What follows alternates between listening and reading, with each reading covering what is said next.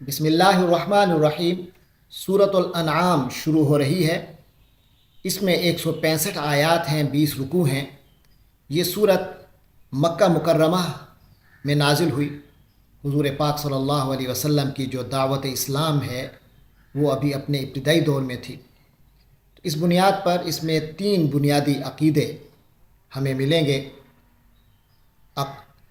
توحید، رسالت اور آخرت، اور اس کے متعلق دلائل بھی آئیں گے۔ تو دلائل سے یہ ثابت کیا جائے گا ان عقائد کو، اور ان عقائد پر جو کافروں کے اعتراضات آئے وہ بھی ہمارے سامنے آئیں گے، ان کا جواب بھی آئے گا۔ تو اس دور میں مسلمانوں پر کفار مکہ کی طرف سے بہت زیادہ ظلم ہو رہا تھا، ظلم کے پہاڑ توڑے جا رہے تھے، اس لیے ان کو تسلی بھی دی گئی ہے اس میں۔ اس کے علاوہ اس سورت کا نام سورۃ الانعام ہے۔ الانعام کے معنی چوپائے ہیں۔ تو عرب کے جو مشرکین تھے انہوں نے چوپایوں اور مویشیوں کے بارے میں بہت سے غلط عقیدے رکھے ہوئے تھے، بتوں کے نام پر وقف کیا ہوا تھا، جن کی کچھ باتیں سورۃ المائدہ میں ہم نے پڑھی۔ تو بتوں کے نام پر وقف کیا ہوا تھا، ان کو خام خواہ حرام سمجھتے تھے، حلال چیزوں کو حرام سمجھتے تھے۔ تو اس جیسے ان کی بنیادی چیزیں آئیں گی، ان کی تردید ہوئی ہے۔ اس حوالے سے اس سورت کا نام سورۃ الانعام رکھا گیا۔ تو شروع کرتے ہیں۔ اعوذ باللہ من الشیطان الرجیم، بسم اللہ الرحمن الرحیم۔ الحمد للہ الذی خلق السماوات والارض وجعل الظلمات والنور ثم الذین کفروا بربہم یعدلون۔ صدق اللہ العظیم۔ الحمد للہ، تمام شکر اور تعریفیں اللہ تبارک و تعالیٰ کی ہیں۔ الذی خلق السماوات والارض، جس نے زمین اور آسمان کو تخلیق فرمایا، آسمانوں کو اور زمین کو تخلیق فرمایا۔ وجعل الظلمات والنور، اور اندھیریاں اور روشنی بنائی۔ ثم الذین کفروا بربہم یعدلون، پھر وہ لوگ جنہوں نے کفر کیا اپنے پروردگار کے برابر قرار دے رہے ہیں۔ ثم الذین کفروا بربہم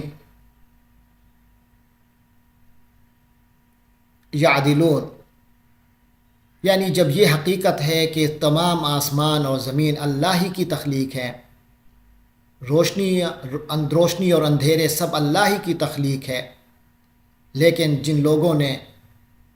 جو لوگ اپنے رب کا کفروا بربہم، جو اپنے رب کا کفر کرتے ہیں، یعدلون، وہ سب چیزیں برابر کیے دیتے ہیں، فرق نہیں کرتے خالق اور مخلوق کے درمیان۔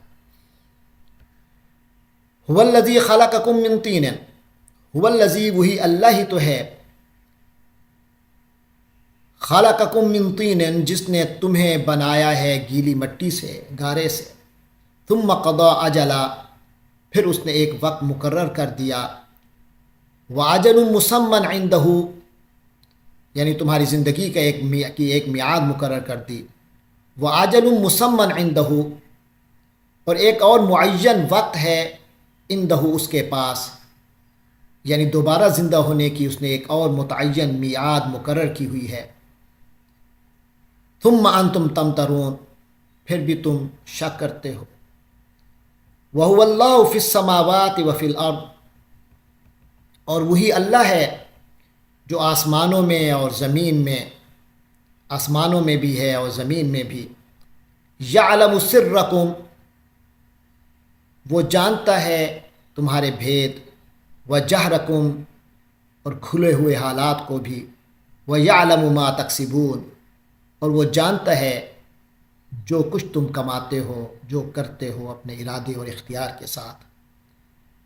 وما تأتیہم من آیۃ من آیات ربہم، اب بتایا جا رہا ہے کہ ان کافروں کی تو یہ حالت ہے کہ وما تأتیہم من آیۃ، نہیں آتی ان کے پاس کوئی نشانی، من آیات ربہم، ان کے رب کی نشانیوں میں سے، الا کانوا عنہا معرضین، مگر یہ لوگ ہیں کہ منہ موڑے ہوئے ہیں، اعراض کرنے والے بنے ہوئے ہیں، حقائق سے کو اگنور کرنے والے بنے ہوئے ہیں۔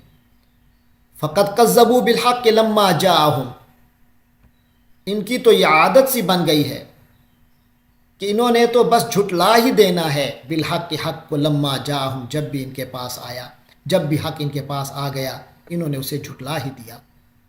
فسوف یاتیہم انباء، اور ان کے پاس ایسی خبریں آئیں گی، ان کو پتہ چلے گا ان چیزوں کا، ما کانوا بہ یستہزئون، جس بات کا یہ مذاق اڑاتے رہے تھے، اڑایا کرتے ہیں۔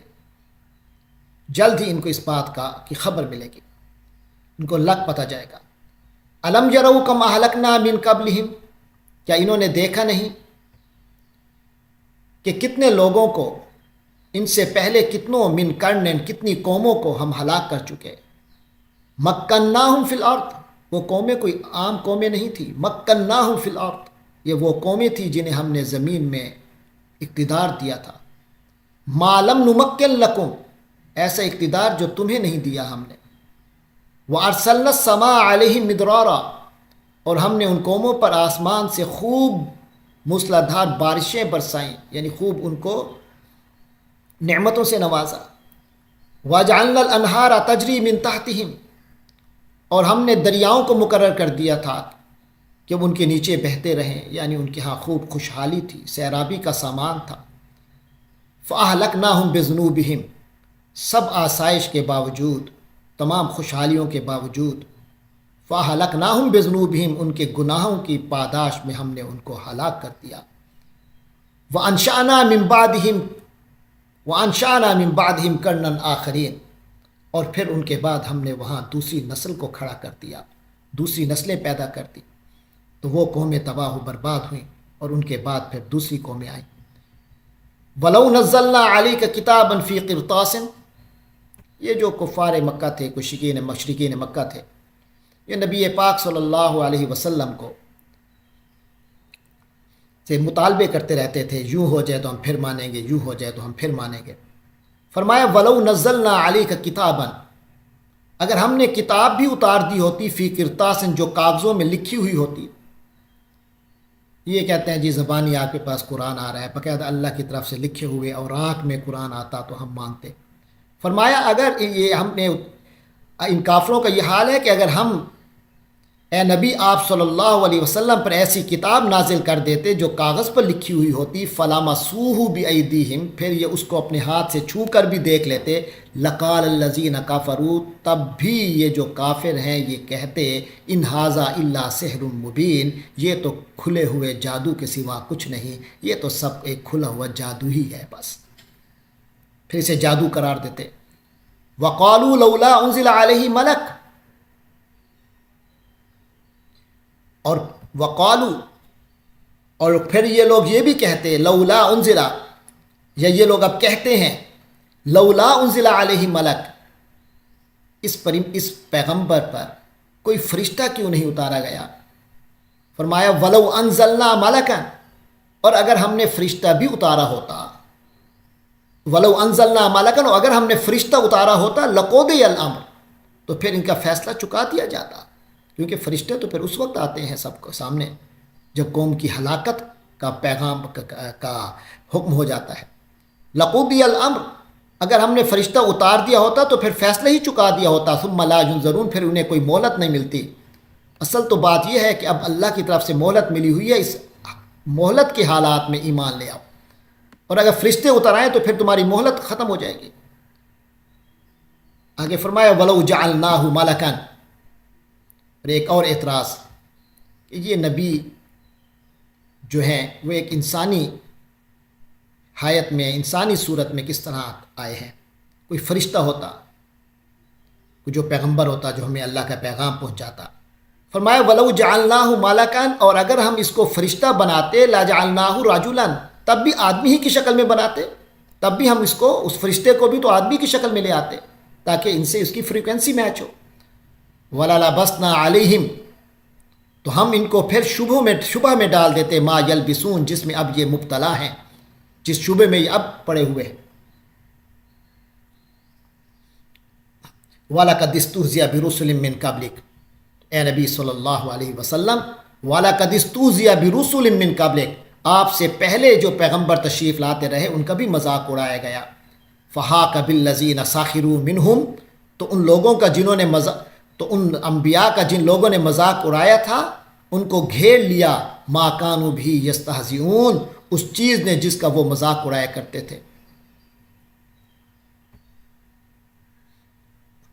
قل سیروا فی الارض، ان کافروں سے کہہ دیجئے کہ ذرا زمین میں پھرو، ثم انظروا پھر دیکھو کیف کان عاقبۃ المکذبین، کہ پیغمبروں کو جھٹلانے والے، پیغمبروں کے پیغامات کو جھوٹا سمجھنے والے اور جھٹلانے والوں کا کیا عاقبت ہوئی، کیا انجام ہوا ان کا۔